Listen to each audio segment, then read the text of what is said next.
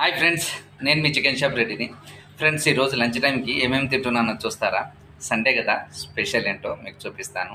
Right, white rice, chicken curry, పెరుగు. Chicken కర్రీని white రైస్లో కలిపేస్తా. రావట్లేదు, చేత్తోనే వేసేసుకుంటా.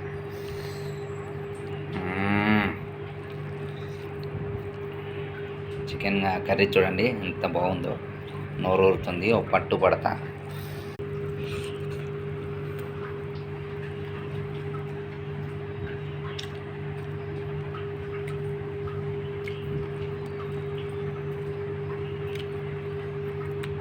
అద్భుతం.